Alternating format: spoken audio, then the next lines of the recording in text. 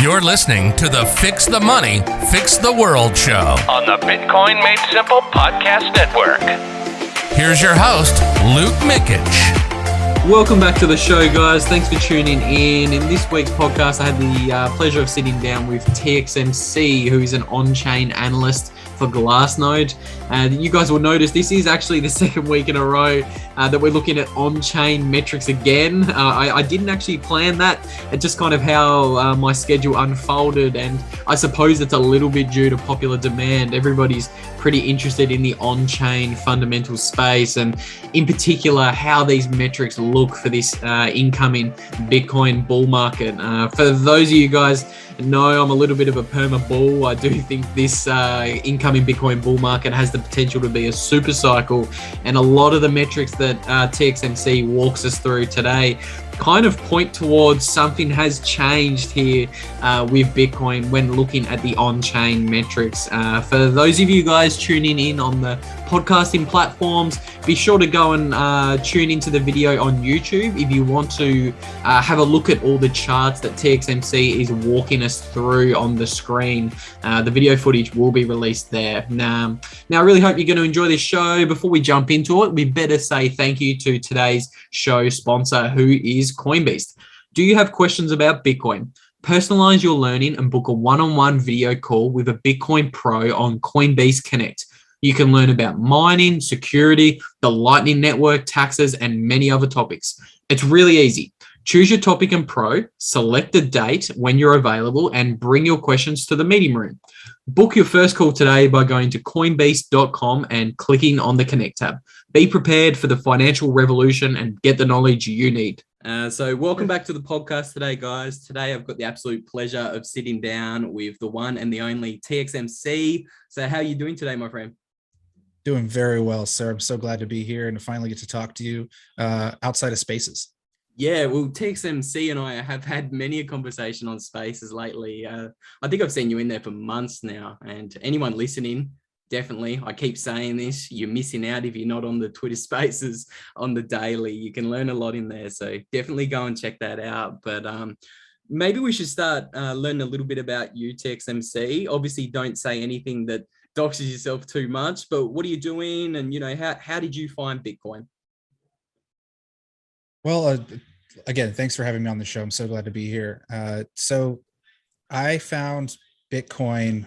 Well, I've found it and then given up on it a couple of times over the last decade because I didn't understand really anything about finances or money or how Bitcoin worked. I was just an idiot, gambling essentially. And that happened in 2014. I was in the market and I left, sold everything I had because I didn't know what I was doing. I was in the market for about 2 weeks in like February of 2014. And then I also did the same thing again in 2017. But the last couple of years, I've been on a bit of a personal journey of just growth, just kind of growing up and learning about finances, thinking about the future of investing. I'm a father now. And that, ultimately led me to Bitcoin, especially after the events of last year, which I think happened to a lot of folks. And, in these spaces that we're in, you talk to a lot of people that came to Bitcoin in the last calendar year, 18 months, basically since COVID. And so I think that I'm definitely in that group. And, I started learning about it and I got really fascinated, and I just started to understand that this is really the future of where value storage is going and where wealth transfer is going to go. And just from what I could understand about money at that point. And I just started immersing myself in the universe and trying to learn as much as I can, which is still ongoing today, and it never stops. I think you and I were talking a little in DMs the other day about how this just branches out. You start learning more about all these other topics that you never knew you'd have any interest in or that would have any relevance. But when you find something that fixes the money, it fixes the world. So it's just opened a whole universe of new learning for me. And through that learning, I found on-chain. The first thing I found was the stock to flow model, which is kind of funny. I think that's the first thing a lot of plebs find when they're just looking up Bitcoin data. And I saw it, I thought it was really cool, but I felt like there had to be more. The ledger, if it's showing this, that there must be other things that we can do and play with. And I wanted to get in there. So I just, one thing led to another, found out about Glassnode, found Checkmate, who I now work with, which is amazing. And just that was earlier this year. And I joined Twitter in May, and it's just been a roller coaster of excitement and it's changing my life like week by week. Now I'm here. It's wild. I think Twitter's a really interesting space, and especially I think Bitcoin overall is an interesting space. You kind of get out of it what you put in, and it's crazy. You only joined in May. I remember when I was first talking to you on these spaces, I think you only had maybe a couple of thousand followers. I remember checking the other day, and you're well over 20s, and you're working at Glassnode. So things change so quickly. If you put the work in, I think you've done that, brother. Not even blowing smoke up your ass. You've the charts and the analysis you put out on Twitter, it's pretty good. But I think that's a good segue, actually. Before we get into the charts, maybe just to give any new people a brief kind of overview of what on-chain actually is. Sure. So on-chain, in a sentence, is the study of the market forces that underlie Bitcoin's immutable ledger. I always call it corn. It's the corn. It is the corn, Bitcoin's immutable ledger. And because of its transparency and its permanence, we have unfettered, radical new access to the market forces that underlie Bitcoin. And, for decades, tomes have been written about market forces, about the behaviors of investors in bull and bear cycles, how strong hands sell into market strength, how dumb money buys the tops, what creates a blow off peak. All these things have been written and studied, but we haven't actually been able to chart these behaviors in any kind of meaningful, like real-time way until Bitcoin and on-chain really started to flourish. And this study is only a couple of years old in its current state. So we still have much more learning and exploring to do. We're really just cracking the tip of the iceberg about how intimately we can get to understand Bitcoin and into the future. So we're really looking at the future of money. It's a whole new thing in the world of finance to see it this way. It's such a beautiful thing. And I think the charts that you're probably going to walk us through today, it's going to be pretty illuminating for people who haven't seen the on-chain metrics before, because as you said, it's just so transparent. You can spin up a node for $50 at home and you can see every single transaction on the Bitcoin blockchain that's taken place over the past 13 years. That's absolutely revolutionary. And I think the on-chain metrics space is only going to grow. There's been a lot of interest in it recently, and that's why I've got you on here in particular, TXMC, because you're probably one of the ones really kind of leading the charge in the on-chain space. So let's let the audience have a look at some amazingly bullish charts, because on-chain does look pretty good at the moment. It does. All right, let me share my screen here. Okay. So can you see my chart here? We're good to go? Yeah, that's perfect. I'll just move up All out right, of the excellent. Okay, so this chart here is liquid and illiquid supply. So before I start explaining this, I want to explain what an entity is. So at on-chain, our data scientists are really badass, and they, over the last couple of years, have developed some methods that I don't fully understand because I'm not a data scientist. I'm a consumer of this data. They've developed methods to identify individuals on chain and cluster their addresses together based on behaviors that we can then compare to millions of behaviors, right? And start to piece out what an individual looks like, what wallet management looks like, et cetera. And we call those individuals entities. And an entity can be any single market player. It could be you, Luke, me. It could be Raphael at Checkmate, or Raphael or Checkmate at Glassnode. It could be Coinbase. It could be Michael Saylor. It could be El Salvador. Those are individual entities. Some of them comprise coins that are belonging to many other people, but that's just kind of part of the layers, right? But each individual entity, once we've identified them, we can have then their spending history over time. And then we can start piecing them up with all these cool different criteria, how long they've been in the market, how much coin they own, whether or not they like to sell those coins. So that's what entities are. And that's kind of how we're going to look at them over the next few charts here. This is liquid and illiquid supply. One of the ways we chop up our entities is through their likelihood to sell. So based on their historical coin history on chain, from what we can identify, we can call an entity liquid or illiquid, not liquid, based on the frequency that coins leave their possession.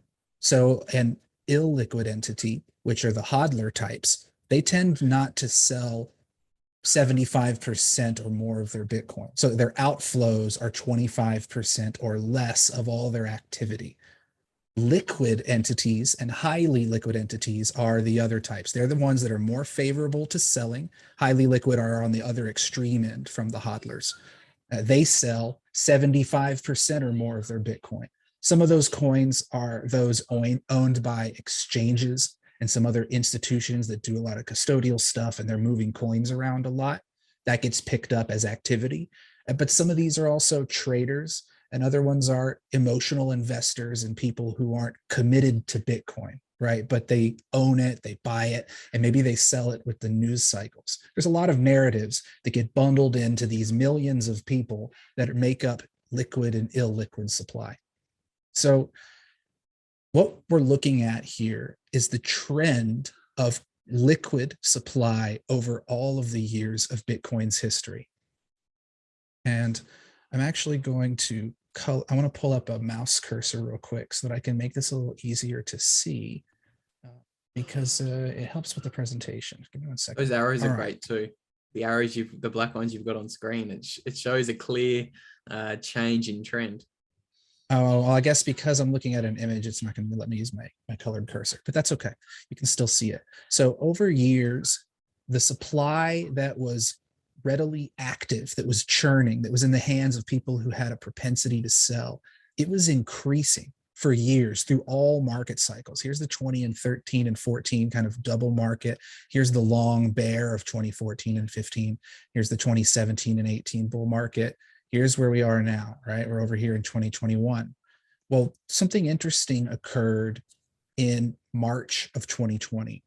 And that was that the 10-year to that point trend of liquid supply growth started a macro reversal. And funny enough, the actual peak, maybe I can zoom in a little bit. The actual peak here is the day the market kind of did the flash crash, which I think was May 11th of 2020. I'm sorry, March 12th, yep. Something like that of 2020. And that was the liquidity crunch, right? It hit all markets. That was the depths of the COVID economic response, right? And that was when the money printer really got flipped on to high speed. And since this time, the supply held by these liquid entities has been in a reversal. There was a little blip here in May when there was a sell-off during the crash. This is people looking for an exit, coins moving hands. But otherwise, this macro trend has been going down for the better part of about 18 months now. And I find this really remarkable because it tells us a couple of things. It tells us, one, that kind of not really mattering how strong the market is, there's been now a new regime, so to speak, of hodling, of coins tending not to move once they reach their destination. That's really interesting. That's a new trend. And I think that it just kind of speaks to the store of value properties of Bitcoin really emerging at scale. And I hope that it's a trend we see continue even as we make higher prices here. I do think that we'll see some coins become more liquid as we get maybe into the 70s and 80Ks, which I do expect will happen soon. We may see this value start ticking up here at the end in the more recent dates.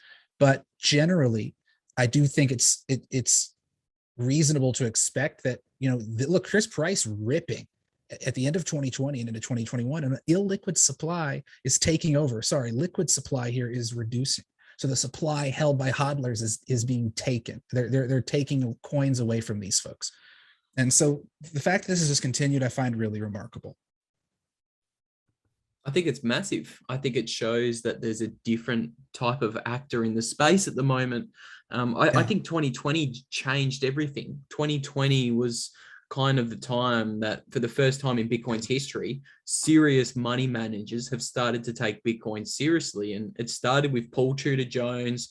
And then obviously we've had Stanley Druckenmiller, Bill Miller, Ray Dalio, all the legends in the macroeconomic kind of hedge fund investors. They're all interested in Bitcoin. And I think this downtrend in coins going to illiquid holders. So if I get that right, TXMC, they're people who don't sell more than 75% of the coins they buy.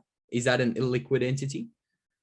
Illiquid entities, they hold 75% or more of their Bitcoin. So 3/4 of it, all the way up to all of it. So their outflows are only like 25% of their holdings lifetime. Does that make sense?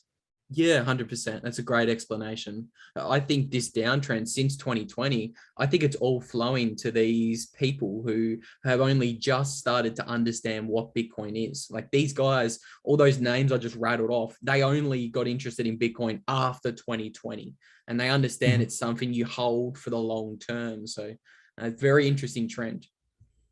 It is, and it's happening while we're seeing this unprecedented monetary regime of inflation, right? And in the response to the inflation, and so I just think that this is a whole new space, and price can sometimes follow past trends, because traders respond to price action, but underneath, the supply dynamics are really painting a different picture for the last year and a half that isn't like past markets.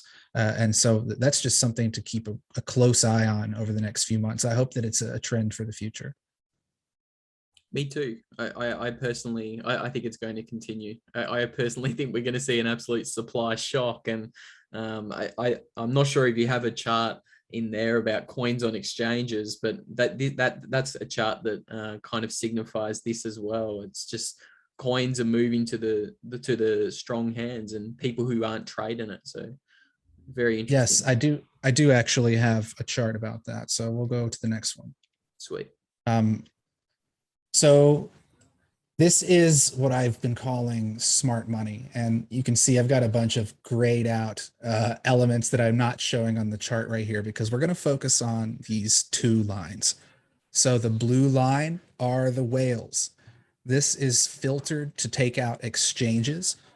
It does have like grayscale in there, but their holdings have been pretty static for the last few months. So they're almost like a non-factor in the trend of whale supply here. So just for a caveat for people looking at this, but generally this is all of the entities that have 1,000 or more Bitcoin.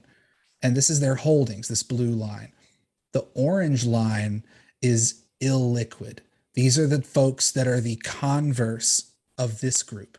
These are the liquid entities who have a propensity to sell, whose share of the supply has been reducing since March of last year. The orange line here are the opposite side of the coin. These are the hodlers, the sat stackers, dollar cost averagers like yourself and I. These are represented here in the orange line. And something that I find, there's a few observations here that I want to point out. One of them is that the whales really emptied their bags at this point of the market, well before the top of the market.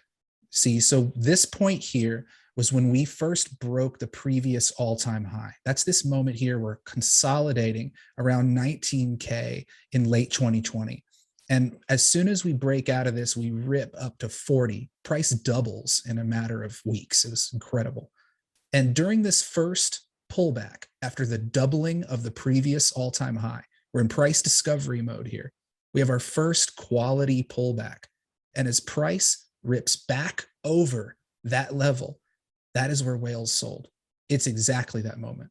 This is when their holdings really started to dump. They flooded the market. There's a few other charts of different supply cohorts that I'm not going to walk through all of them today, but they all have this same kind of pattern: growth until this exact moment here, and then they reverse. This is also where we saw a lot of activity that I'll show in a later slide. A lot of on-chain activity really started to recede at this moment here. And in a lot of ways, this point of the market here, this was like February, early February. This point of the market was on chain, the top. And all this stuff that happened after was just a mixed potpourri of various market forces that were relatively new in their versions at the time. So we had the grayscale arbitrage, which I think contributed to a lot of the activity. We had record leverage in the futures market. You know, people on Binance and stuff with like 100, 125x leverage, just completely aping into every single thing that was happening. There's also a lot of just kind of casual interest because of Elon and his expression of interest in letting Tesla take Bitcoin for payment, right? And so that all happened around here and carried through these months until the absolute top at this point when Coinbase had their direct listing on the stock market in the US.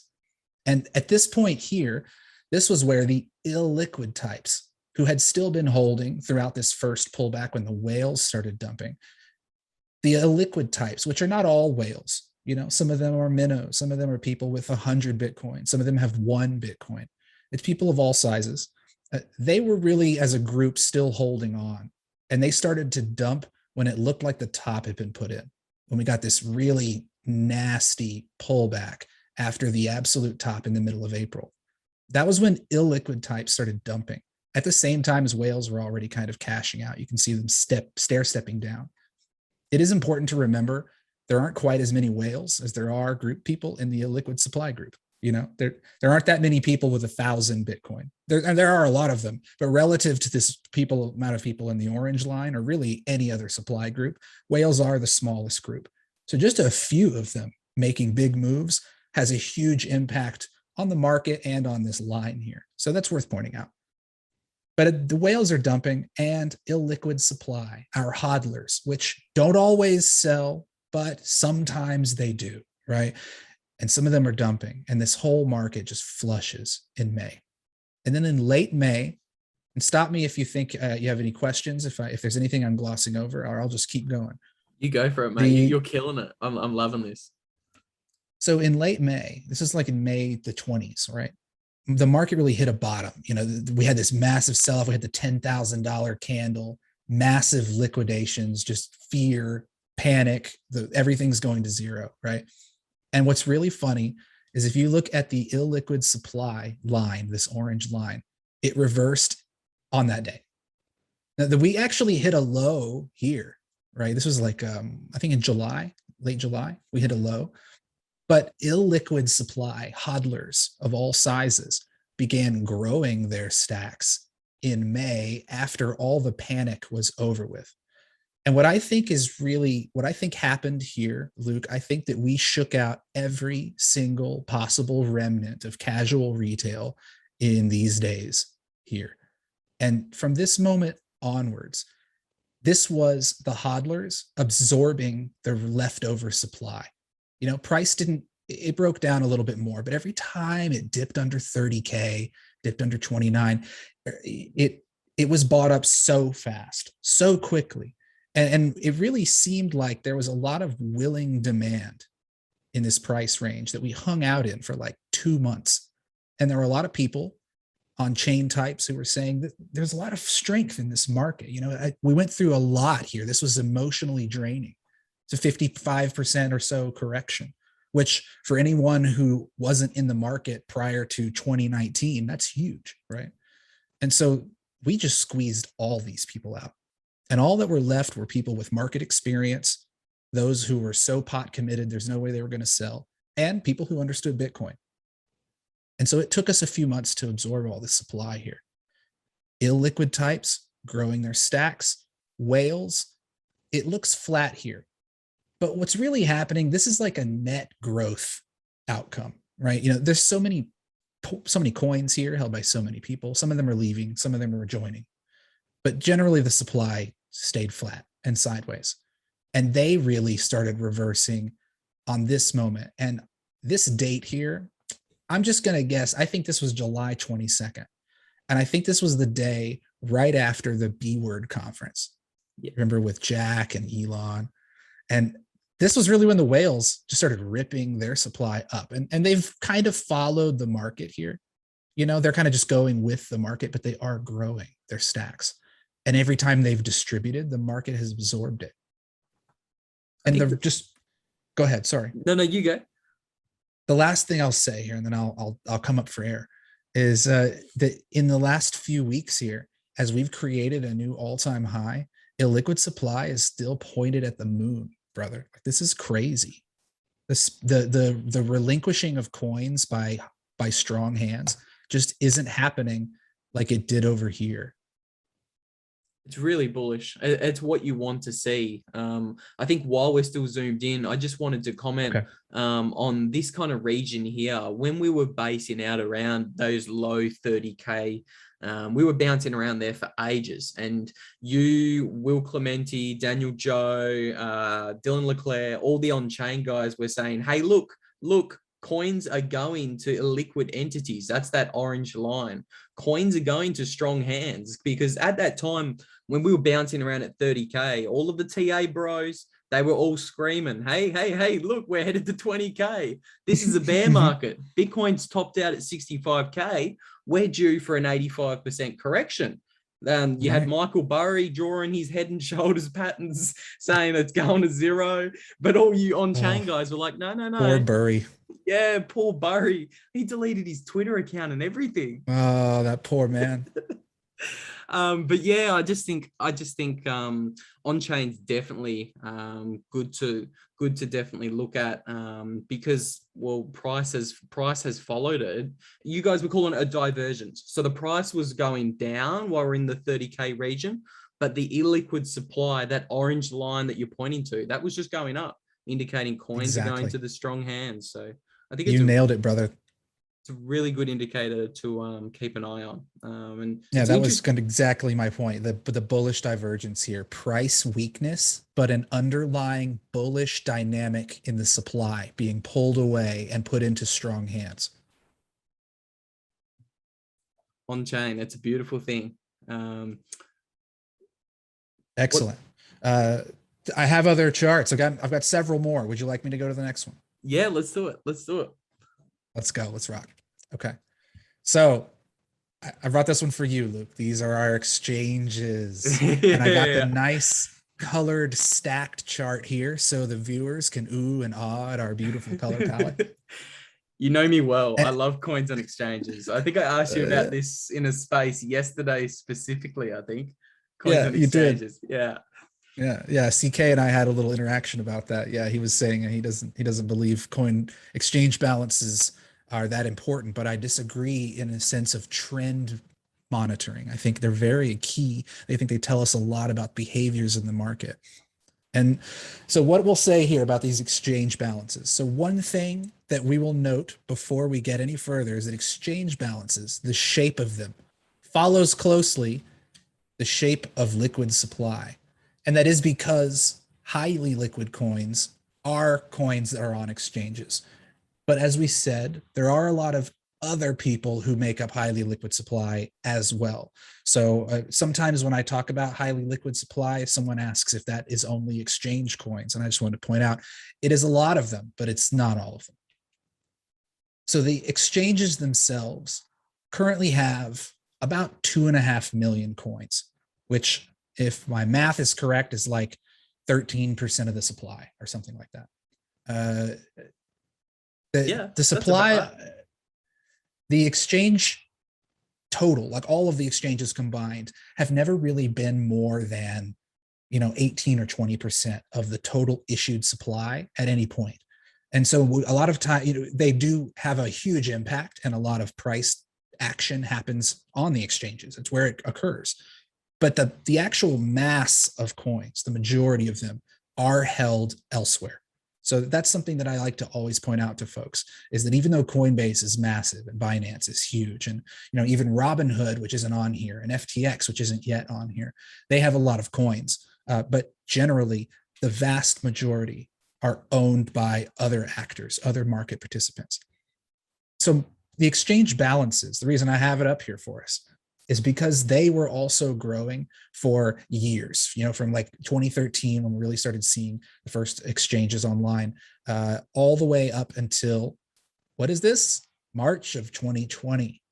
Exchange balances were growing really in previous bull markets, in previous bear markets, in raging bull markets, which is what you'd expect, right? You would expect coins going on the exchange in a bull market. People are putting them on for sale, right? You don't want to take them away if it's a bull market. You're trying to make some profit, right? At least that was the MO back here in 2017 and 2018.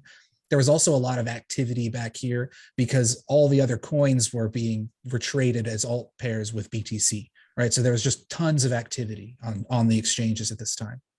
And this balance just continued to grow even in the bear market in 2018 and 19. Like it's just going up, up, up, up, up until this point here. And it even made this little peak, like this perfect little mountaintop peak on the flash crash day that we spoke about before. And since then, macro downtrend, except for this one panic flush here, macro downtrend. And even in the last few weeks, macro downtrend. We're now at multi-year lows on exchange balances. Like this line, if we were to carry it all the way across, it's over here, which is like August of 2018. What's most interesting there, TXMC, is even this massive bear market that not really a massive bear market, but I consider what we just went through 6 months ago as what the bear markets are going to look like moving forwards. We had a 55% correction. China, the second largest country with the largest military, banned Bitcoin. And look at the tiny little spike on coins going to exchanges. That to me speaks volumes. That level didn't even reach anything close to what was previously on exchanges in the 2020 flash crash. I think that's very interesting to me. It is to me as well. And there are many other custodial operations out there that didn't exist even a year ago. And to be fair to the data and our observations, they're not all listed here, right? Like Fireblocks owns a ton of coins and they do custody for a bunch of people. I don't even know how many they have. They're not on here. Robinhood isn't on here. Glassnode is working on getting FTX. That's in the process of being done right now. There's a lot of work that goes into identifying exchanges on the back end. So there's a lot of custodial institutions out there that aren't represented here. But even despite that, I think all that would do would change this actual top end number. It would just make it a little higher. I think this trend would be exactly the same as it is now, even if we added 20 other smaller institutions that aren't pulled out in the data so nice and neatly here.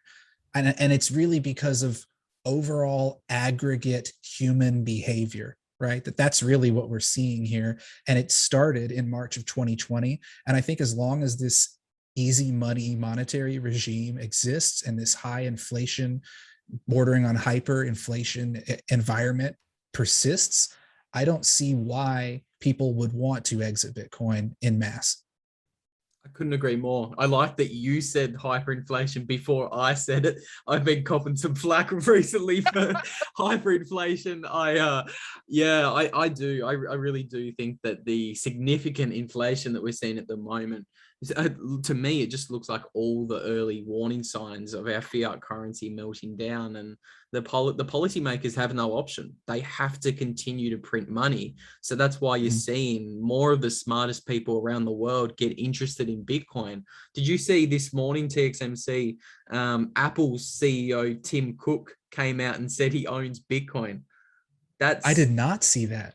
That's massive. I love this chart in particular, because you can see there's, 3 million coins on exchanges prior to 2020. And now that's been drained down to about 2.5 million coins on exchanges. Right.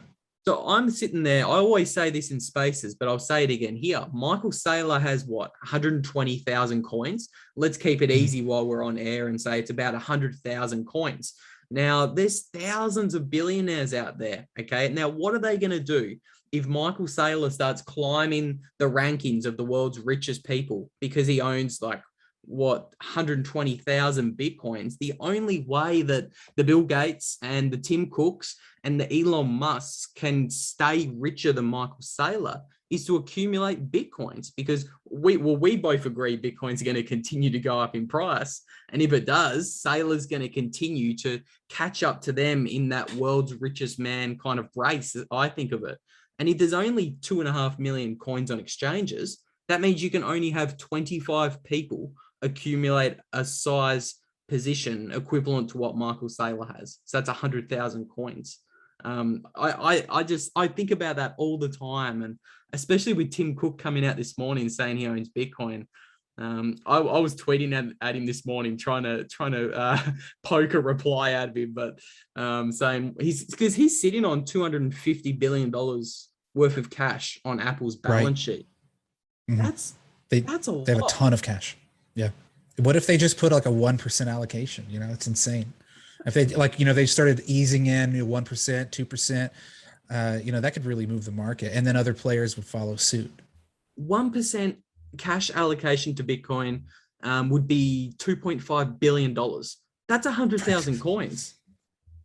If Apple wants to put 1% of its cash that is melting at 15% a year into Bitcoin, that's 100,000 coins. That's what Michael Saylor has. It's massive. Right. And I don't know how they would do that, so there is another means of coin acquisition, of market entry, that isn't the exchange. They're the OTC desks. That is one other way to do it. And we track a few of them at Glassnode. I don't have a chart for you about it here, but I can say that it's much smaller of a balance than what's on the exchanges. I think it's less than 200,000 coins on the ones that we track. It's not a huge amount of Bitcoin, but they could only service so many of these large players, over a period of time. So unless there is some other whale out there that wants to start acting as a liquidity source, someone who's sitting on, 300,000 Bitcoin from the old days that we don't know about. I'm sure there's someone out there. Unless that starts to happen, I don't really know where these players are going to get their coins from without having to fight for them in the spot market. And that's where I keep screaming and throwing around words like Supercycle when I'm in these Twitter spaces, because if this trend continues of coins just leaving exchanges, and even after 55% corrections, this amount of coins go to exchanges, that's absolutely minuscule. That's nothing. I think it's setting up for you labeled a recent video you did on YouTube as a new paradigm or something like that, and that's what I think Bitcoin's going through at the moment, a new paradigm. Yes, and much of what we're talking about now was the content of that video. Is that I believe the market is transforming. Yes, there are some things that are similar, but in a lot of ways, this bull market is not like the other ones in the past. And I think that we're looking at new trends, not an anomaly. So we'll continue on here. Let's do it. That'd be great. But like people say, this is the first bull market that we've actually had models. Like in 2017, right, there wasn't a stock to flow. There wasn't any kind of these 4-year halving cycles ideas going around. Now this cycle, everybody's looking at the stock to flow. Everybody's saying, right, hey, look, this is so easy. This is so predictable. Bitcoin's going to top out at 288K. It's just like the previous cycle. I don't know, TXMC. I don't know. I think when everybody's looking at the same model, generally that's when it breaks. But what's this chart you've got up at the moment? This is minor net position change. So I see this chart shared a lot on Twitter by all kinds of folks. And I like to try to explain how it works and what I think it means, and also why I'm showing it. So there's a lot of talk recently about how miners are evolving. And it's true. The miner economy is changing. A few years ago, just a couple of years ago, the mining industry was much more of what you call a Wild West. There were a lot of unprofitable businesses out there and inefficient operations. And what's happened in the last couple of years is that a bunch of next gen miners have come online. This is newer generation of, the S19s and things, much more computational power. There was a generational leap a couple of years ago. And that helped, that plus what we're seeing now with monetary policies changing, lending being so readily available. There's a lot of capital flowing around. What's happening is that the mining industry is becoming more sophisticated, and especially now even more encouraged because of China kicking a bunch of them out and then moving to North America and having access to the North American lending markets. What we're really seeing now are places like HUD-8 and Bitfarms and the like starting to hodl, miners hodling. And the reason that's different is because for years, I mean, this chart is only showing back to 2015, but if I showed you this whole chart, miners were a consistent presence and sell pressure on the market basically since the first day there was a market. And there's been a lot of times when they've been a heavy sell pressure, especially back in the day when you had to move a lot of coins to make a few dollars. But over the years, their sell pressure has slowly diminished, but remained relatively consistent until the middle of 2019. So what I've outlined on the chart here is a big red area, which if I were to zoom this all the way out, you could take this red area all the way back to like 2011. But I just showed you a couple of years here. Everything before like the middle of 2019, call it like September of 2019, everything before that was what we'll call the old regime, and miners were consistently selling. And so what this chart is showing, I think I should update you here. The chart itself represents the treasury of the miners. So they have coins that they mine every day, and many of them just get sold straight away. They don't ever make it to any kind of real treasury where they would get saved. They don't get deposited in the bank, so to speak.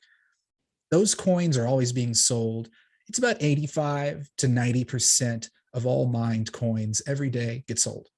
Well, nowadays, there's only 900 coins a day, right? So that's only a few hundred coins being sold on a given day by all the miners put together. But what this net position change is showing is the treasury balance. So we get to see how often miners are able to save, which indicates they are more profitable, that they feel less pressure to sell to pay their operational costs. Because remember, they're businesses now. So if they're selling less, they're more efficient and they have more of a long-term time horizon and just more incentive to hodl, right? They hodl as a means of capital and preservation. And so until the middle of 2019, they were selling all the time. I mean, just look at the red. Their treasury was in a constant state of depletion. They had so many coins from the early days when you would mine 50 Bitcoin per block every 10 minutes, right? And 25 coins every 10 minutes and 12 and a half. That went on for years, the first 12 years of Bitcoin's life. And there's a lot of coin in the miner treasuries. Well, they were depleting and depleting and depleting until this moment that I said things really started to change. New machines, new efficient miners, new efficient operations. People were learning from past mistakes. A lot of these Wild West guys got shaken out in 2017 and 18.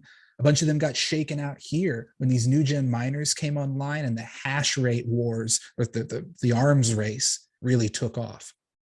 And so we're seeing heavy miner hodling.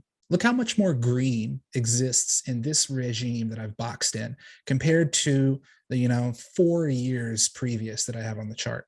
It's noticeable. And what we can say about this piece right here, this big red piece, one aspect of that is that there was a 2011 miner that cashed out really big. We've heard that from our data science team at Glassnode. It's a little insider tip for you. So you can take this piece with a small grain of salt. There was some selling from other miners, no doubt, but a big piece of it was a specific actor. So with that knowledge, you can just really interpret a huge change in behavior for our miners.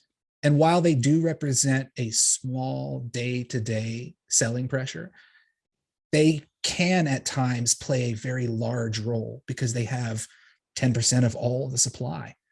And so it's important to keep in mind how their operations are working, what their sell pressure looks like, because we get an idea of their profitability, the marginal profitability. And so just to kind of wrap up this slide here, miners are shifting their behavior to one of hodling. Bitfarms and Hut 8 hodl 100% of their mined coins because they access all of their capex through the lending markets and investment. They enable debt, so to speak, to pay their costs because money is so cheap now. Why wouldn't you? And so they're basically refinancing the house over and over again to pay their costs, and someone's willing to buy it. So I think that this is a really interesting new dynamic to keep an eye on. That's massive that you've got miners now hodling Bitcoin. Now that they can access cheap money and cheap debt from the money printer, that they're not even selling Bitcoins anymore. I think that's massive. Something else that really sticks out on this chart to me, TXMC, is you've got the big red spike in early 2020 from that 2011 whale that cashed out. But when we're zooming in on the China mining ban, I would have expected that to be a lot bigger, to be honest. That looks pretty small. It is a bit remarkable that the miners who left China were not forced to sell more than they did, that we didn't see some huge cash out.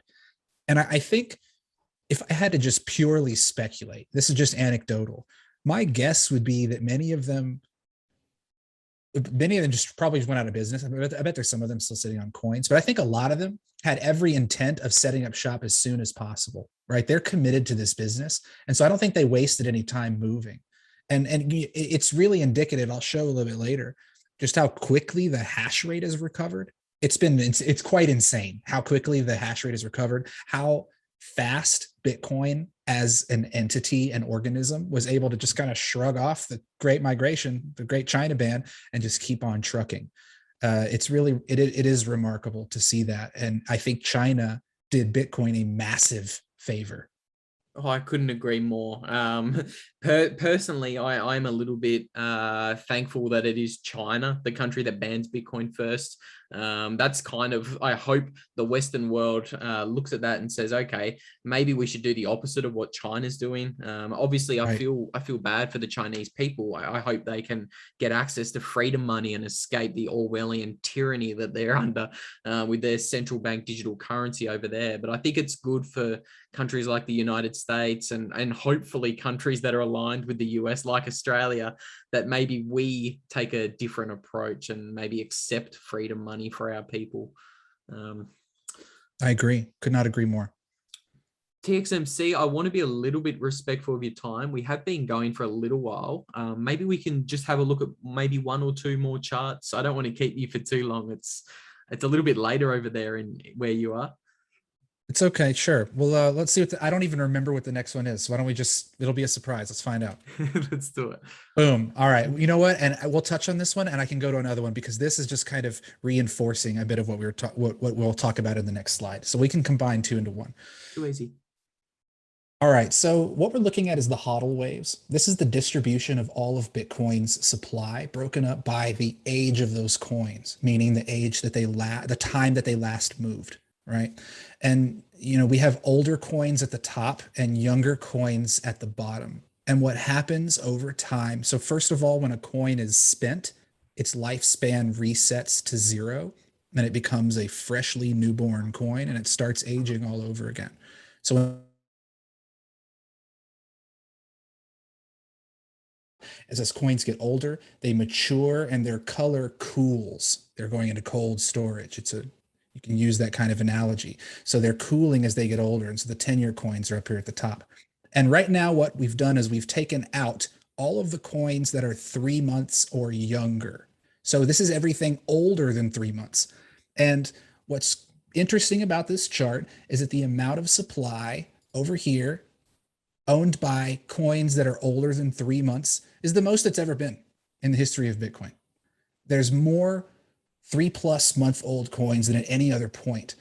And we are at all-time highs right now, which has not been the case previous times that we were at all-time highs. So you can see there's a big dip right here because this was people distributing into the highs. We did have that earlier this year, distributing into the highs.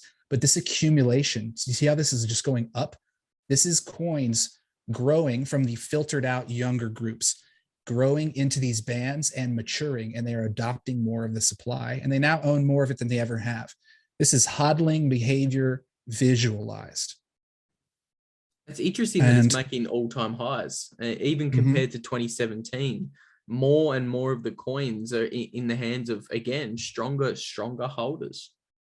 Yeah, I think people are understanding Bitcoin more. They're more experienced. They have more history to base their decisions on. And just the culture and knowledge of its store of value and what's going on with the money supply is more prevalent now, I think. And so I believe all those factors are contributing. And I'll hop just straight into the next one, if you don't mind, because it's related to this. Yeah, let's do it. All right. So this is one I've shared on Twitter a couple of times, but I love talking about it because they find it so fascinating. So what we're looking at is coin destruction. So just a second ago, I was talking about how when you spend a coin, its lifespan resets. Well, until that happens, it's sitting there aging. And every day, every whole Bitcoin that exists accumulates one coin day. And so if you bought a whole Bitcoin today and you didn't spend it until a year from now, the day you spent it, it would destroy 365 coin days. And so when we get big spikes on this line, it's because a lot of coins with a lot of coin days accrued to them are being spent at once, right? So we get a proxy for spending velocity. And you can see that in bull markets, if you look at the price in the background, whenever price is going up, this is usually going up into the peaks, and it recedes in bear markets during accumulation. And in all the previous markets, this value has been very high in the bull market.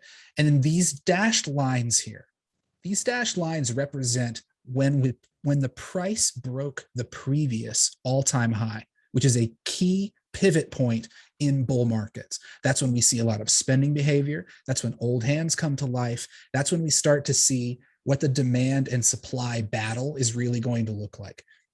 In those moments, when price has broken the previous all-time high, these green stars represent how much coin destruction, how much of this spending velocity we were seeing on chain at the time. And if you see in 2013, this value was up here. It was above this kind of blue baseline of low activity. Same thing in 2014. It was up here and it spiked very heavily.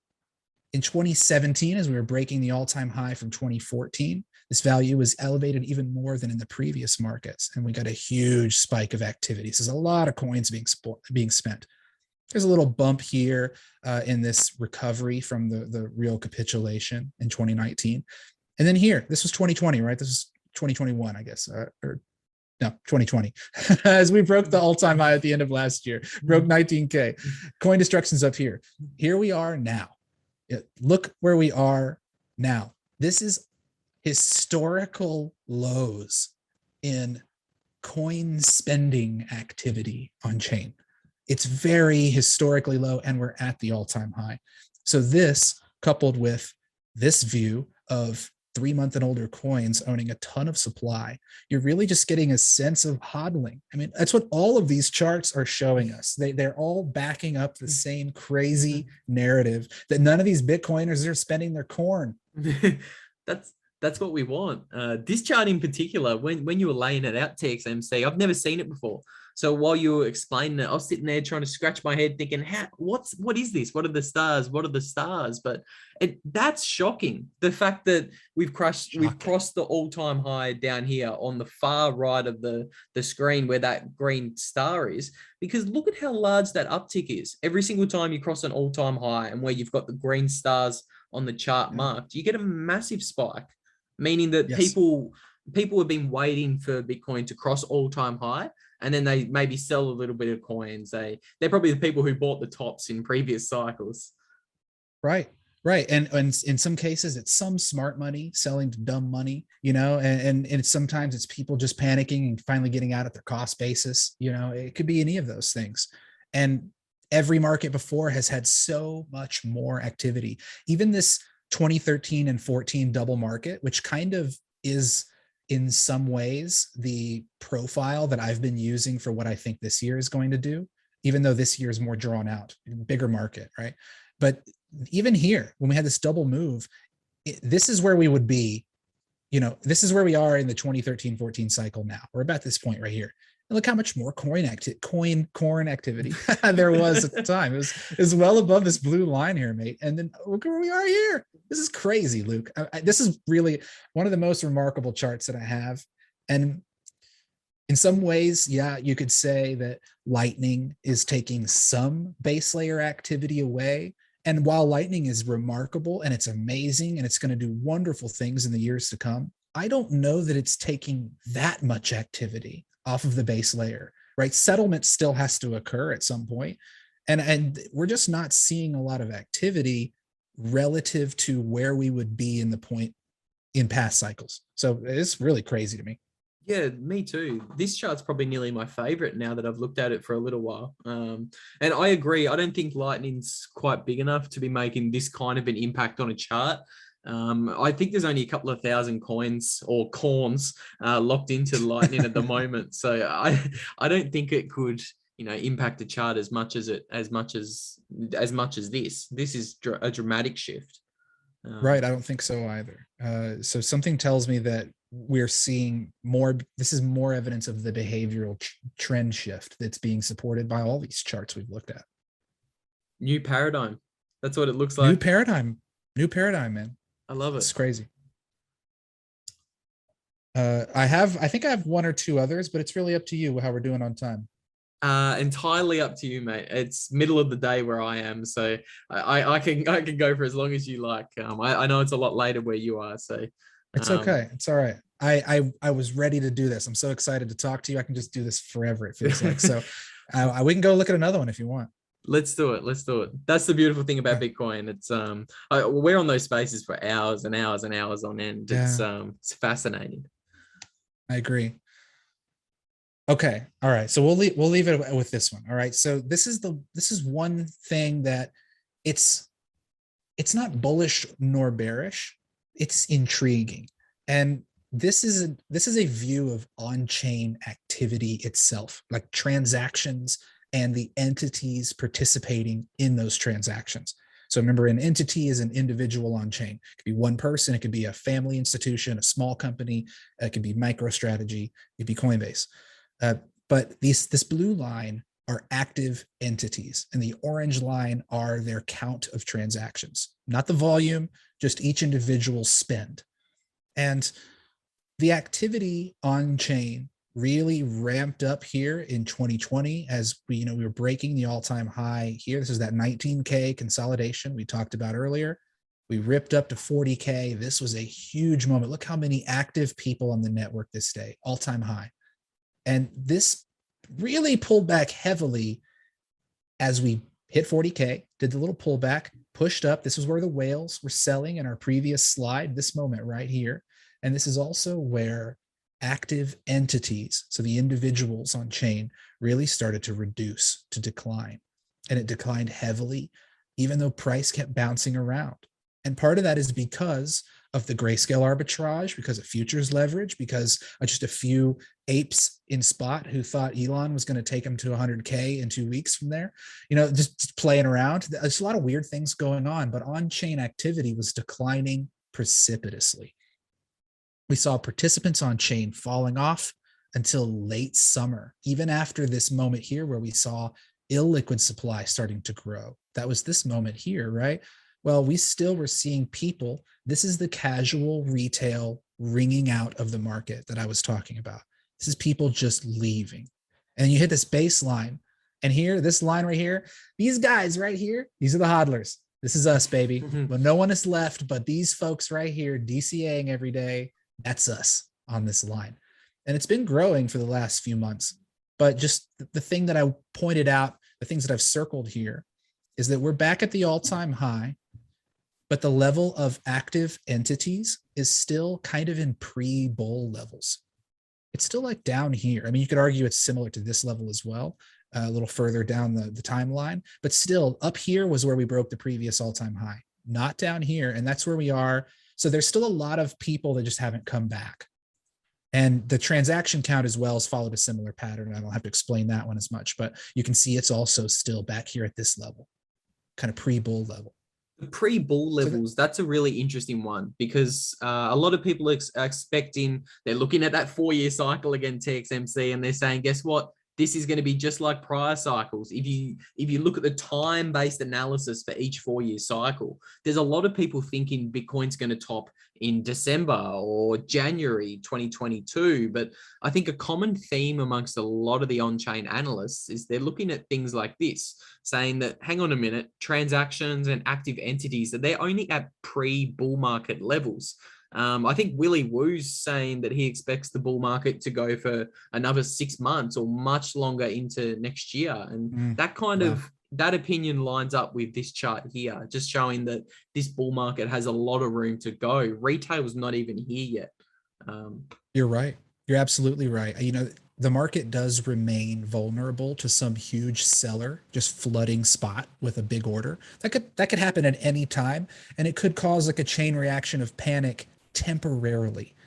But I strongly believe, based on everything we've been looking at, based on the accumulation behavior that we've been seeing, you know, all summer long, and even during some of these moments in like September, like when we had that flush out on El Salvador's Bitcoin Day, you know, that was kind of a scary day. And there's been some, you know, had the Evergrande thing just a couple weeks later. There's been plenty of things to be scared of, but the accumulation behavior has been super strong, and I just can't believe that people have weathered all of this trash just to dump out of their bags at like 75K. You know, something tells me that's not going to happen. You know, if I'm proven wrong, so be it. We'll talk about it when it happens. We'll observe the data. But currently, I just don't believe that's realistic. I believe that there's much more to go. The data doesn't lie. I like you mentioned the El Salvador day. I was doing a live stream with Daniel Joe, another on-chain dude. Right here. The very day. Love Daniel Joe. You had a great show with him, by the way. I watched that. That was excellent. Oh, I appreciate it, dude. Thanks for that. Little shout out there to Daniel.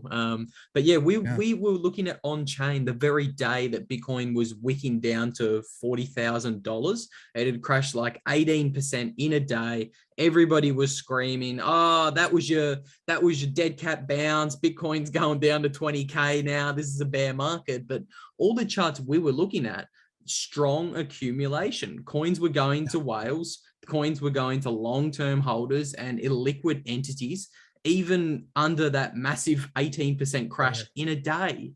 It was the trend just simply doesn't lie. And I think you really painted that picture. Here. There they are. What you're saying, exactly what you're saying in the data right there. Yep, that's that little crash. The big 18% crash on the El Salvador day. We went from 52K to 40K, and that orange line, a liquid supply, just was rising. And we were a little bit scared sitting there, like doing a live stream saying, hey, we're really, really bullish on a day that Bitcoin crashed 20%. But, you know, the data doesn't lie, and price is respecting what on-chain showing. So it's very interesting. I agree, my friend. It's very exciting. And I don't know. I think that Bitcoin hasn't even been through a whole market cycle with on-chain yet. I mean, you know, in its current form, it's, you know, a year or two old. It's been around for a couple of years, but folks weren't really sharing it in the way that they are now until this past year. And so I think we're going to learn a lot about Bitcoin over the next few months. I think we'll probably be surprised. It always finds a way to surprise us, but I think it will be surprising us in a positive way. I don't think that we have a lot of negative scares in Bitcoin. I think it's weathered too much. I couldn't agree more. I think Bitcoin Tina says all surprises will be on the upside, and I tend to agree. I think Plan B says when he expects his model to break, he also expects that to break to the upside, not the downside.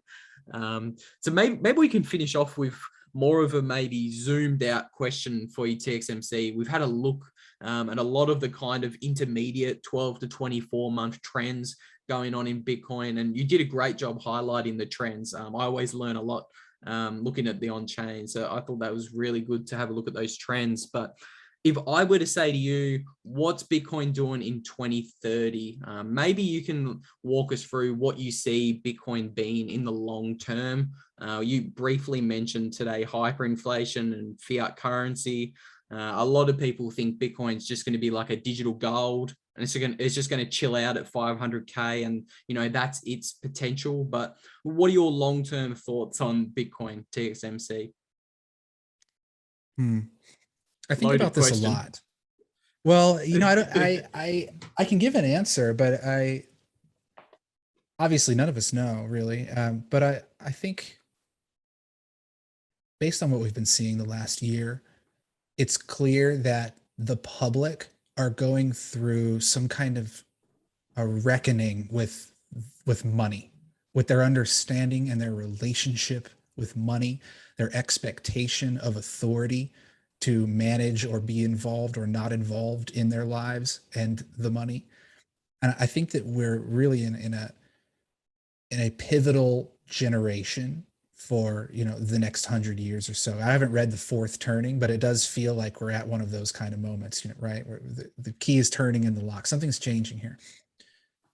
I believe that over the next few years, that the amount of potential inflows for Bitcoin are almost incalculable, because the doors have barely even begun to open in even just the wealth management industry. Let's leave the bond market out of it. I can let Foss talk about those things. I don't know enough about to speak intelligently about the bond and the credit market. There's hundreds of trillions there, but there's also many tens of trillions, maybe over 100 trillion, I don't know, in the private wealth management industry, and those people have barely even begun to learn about Bitcoin as well. So I think that there's so much potential. And based on basically the impossibility to destroy Bitcoin at this point, the network is so dispersed. There's so much human and real capital invested in its long-term success and existence at this point. There is simply no way to destroy it. If there is a single node anywhere with a copy of the ledger, Bitcoin will continue to exist. And as long as each of us have a node, mine's in the mail, then that will continue to be a possibility. So Bitcoin is not going anywhere. Its properties are not changing, but the world around us is changing dramatically. And I think that reckoning that I was talking about will result in people having an awakening to where they should put their wealth going into the future, how they can set their families up to survive these unprecedented times. There's a lot of people in the Western Hemisphere who have no idea what hyperinflation looks like, but you ask people in Argentina or Venezuela what it looks like, they could tell you. There's other places that have experienced it. But I think that in the next, I'm not going to try to put a number on it. I do believe that we're looking at, many tens of trillions in potential market cap over the next 10 years. I think that we're just the tip of the iceberg. And there's only going to be 19 million coins for those tens of trillions of dollars to inflow to. So that the price really has no ceiling at that point. I think that it will continue to be tied to the equity markets for a period of time longer, because there's still a lot of people that believe that cash is the right place to go in uncertain times.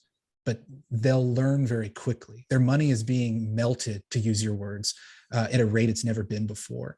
And it doesn't take long for that understanding to take root in mass, for a lot of people to understand that.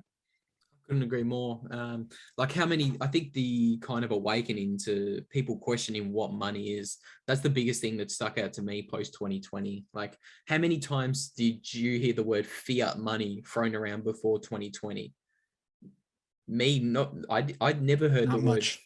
word. And now everybody's talking about money print to go burr. It's amazing. And like you said, people in Argentina, they don't need to know the technical underpinnings of what Bitcoin is and how it works. They just know that it works better than the Argentinian peso. Right. Exactly. And that's the same thing going on. And, people in Nigeria are using it a lot. And it's a lot of places that have a use case like that. Just to kind of touch on what's happening here in the West, and I guess in the US specifically, where I know the most about the markets, with this memification of investing and trading now, the Wall Street bets crowd, what's happened just in the last calendar year, really year and a half, the influx of people interested in trading and investing has exploded. And a lot of those people are not necessarily interested in fundamental value investing and finding a good deal. They're interested in making as much money as humanly possible, as quickly as possible. And they seem to have insane risk tolerances. And I think that really seeing this mass influx, like TD Ameritrade and Schwab and Robinhood are talking about getting record new users like quarter after quarter. And I think that all of this is really the first signs of the cracking of the veneer of the petrodollar in the minds of this generation of people, that the money is becoming more and more of a plaything. And it's less and less of something that people are concerned about storing into the future, because there seems to be an infinite number of it, an infinite amount of it. And so that to me, just speaking largely to the evolution going on in the mindsets of people, that the money is just less and less of a real thing to them anymore. And I think that Bitcoin largely, maybe gold and silver a little bit, because gold will retain some store value properties, even though it will be inferior, but the benefit largely will go to Bitcoin, I think, long term, no doubt. Couldn't agree more. That's a really interesting point you mentioned there on the psychology of these young investors and money. I'm seeing something similar. They're just throwing the money around like it's worthless, and that's a trait that you see before a lot of currency collapses and hyperinflations. Everybody thinks they're a professional stock trader because the price of the stock continues to go up and up and up in price, in nominal value. But people don't understand, it's just the currency losing value. The more you print of a thing, everything's going to go up in price. It's just the early warning signs of hyperinflation. And I think you mentioned Robinhood there before. When these people realize that they're playing in a manipulated game, I think coming over to Bitcoin is an obvious choice, because when these young investors, they figured out how to beat the system when they were trading, was it GameStop? They short squeezed. Yeah, GameStop. That was the one they short squeezed. And when they were winning and when they were making money, they were bankrupting hedge funds earlier this year. And when they were about to bring down the financial system, Robinhood got a call from the White House. And they said, sorry, you need to go in there. You need to stop trading of Robinhood. You can't let those guys buy. There was even investors who had long positions closed on them while they were open. Robinhood got told, sorry, you need to shut this down. And I think that was a big awakening moment for a lot of people, realizing that even when you win the game that's rigged, they're just going to change the rules on you. And I just see that as a massive advertisement for Bitcoin. Absolutely. Yeah. I think they disabled selling for a certain number of their users. You couldn't exit your GameStop position, even though you were up, 200, 300%. Wild. Absolutely wild. Yeah. And we've seen that behavior spilling over. It's probably, the movement is a little quieter than it was, earlier this year. It was really ramped up at the first quarter of 2021, but it spilled over into AMC, and there's several other stocks that have had similar things, and they're just chasing whatever has the most short interest to try to stick it to like Melvin Capital and these other hedge funds. And it's that plus just the YOLO crowd all kind of merging into this cesspool of crazy risk tolerance. And I think that you nailed it. It's the first signs of hyperinflation, and they think that they're good at what they're doing, but it's because the underlying system is creating a false positive. There's no signal anymore in price action in the equity markets. That's a great way to put it. There's no signal. I think Preston Pish calls it, your measuring stick is broken. The measuring stick you're using to measure everything, it's broken. It's broken. Nothing makes sense. You can't make 100%. Economic calculations. But yeah, I mean, TXMC, I want to be respectful of your time. I've had an absolute blast chatting with you today. That on-chain, that felt like a masterclass. That was amazing. And you do that over on your YouTube channel. So please let the audience know where they can find you and what you're doing these days. Sure. I've had a great time on here. I didn't even realize that we had gone almost an hour when you first mentioned, hey, I want to be respectful of your time. I have so much fun talking about this stuff and answering your questions. And I'm learning while we're talking as well, and so I love it. So it's been a pleasure. You can find me, I'm on Twitter at TXMC Trades. Post a lot of analysis on there, but I also have a YouTube channel. My channel on YouTube is called Alpha Beta Soup. You can find me at alphabetasoup.tv. That takes you to my YouTube channel. And it's also on my Twitter profile. What's the story behind Alpha Beta Soup? I haven't heard the story of what does that mean, TXMC? Can you disclose what it means on air? Sure. So I was thinking about the Greeks. I was thinking about alpha and beta, and I wanted to come up with a name to encapsulate, looking at the markets and trying to find edge and in Bitcoin specifically. And I thought about beta, which is risk. And I thought initially I was going to call it seeking beta, like there's seeking alpha. And I thought that was kind of funny, but I wasn't sold on it yet. And I was talking to my wife and I was like, well, I have my name is TXMC, which is just kind of a bunch of letters. And I had this name of seeking beta. I thought that was cool. And she said, well, how about alpha beta? I said something about alphabet soup. And she said, well, how about alpha beta soup? And I was like, oh my God, that's amazing. I don't remember if that's exactly how it happened. I'm going to give her full credit. And she also helped me make the logo and everything. She's a designer by trade. So she helped me turn it into a brand. And now I'm putting out my thoughts and analysis on Bitcoin and just having a blast doing it. And now I get to talk to folks like yourself as well. So it's wonderful. No, it's awesome. I love chatting to guys like you. And that's funny as your wife come up with the name for the channel. That's amazing. She gets a little shout out in this one. Yeah, she does. But TXMC, thank you very much for coming on. Listeners, I'm going to put TXMC's YouTube channel and Twitter handle down below in the show notes. So be sure to go and check him out. He does some great analysis on both places. Thank you so much for coming on, mate.